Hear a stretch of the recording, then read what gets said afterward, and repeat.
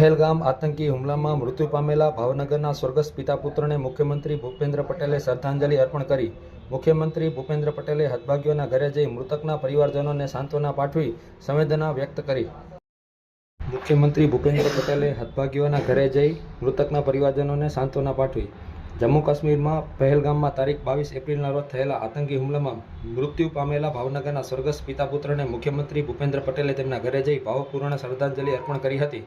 ભાવનગરના કાળિયાબીડ વિસ્તારમાં આવેલ નંદનવન સોસાયટીમાં રહેતા યતીશભાઈ સુધીરભાઈ પરમાર અને તેમના પુત્ર સ્મિત યતીશભાઈ પરમારનું આતંકી હુમલામાં દુઃખદ અવસાન થયું છે.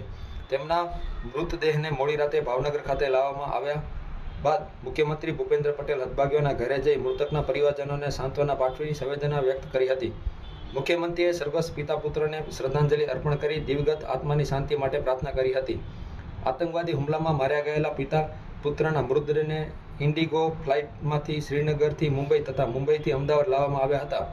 અમદાવાદથી રોડ માર્ગે બંને મૃતદેહને મધરાત્રિએ ભાવનગર લવાયા હતા. મુખ્યમંત્રીની સાથે કેન્દ્રીય રાજ્યમંત્રી શ્રીમતી નીમુબેન બાભણિયા, કેબિનેટ મંત્રી કુંવરજીભાઈ બાવળિયા, મેયર ભરતભાઈ બારડ, ધારાસભ્ય સર્વસ જીતુભાઈ વાઘાણી, સેજલબેન પંડ્યા, ભીખાભાઈ બારિયા, ગૌતમભાઈ ચૌહાણ, જિલ્લા કલેક્ટર ડોક્ટર મનોજકુમાર બંસલ, જિલ્લા વિકાસ અધિકારી હનુલ ચૌધરી, રેન્જ આઈજી શ્રી ગૌતમ પરમાર સહિતના અગ્રણીઓએ મૃતક પિતા પુત્રને શ્રદ્ધાંજલિ અર્પણ કરી આ દુઃખની ઘડીમાં સહભાગી બન્યા હતા. રિપોર્ટર અજય બુધેલિયા, ભાવનગર.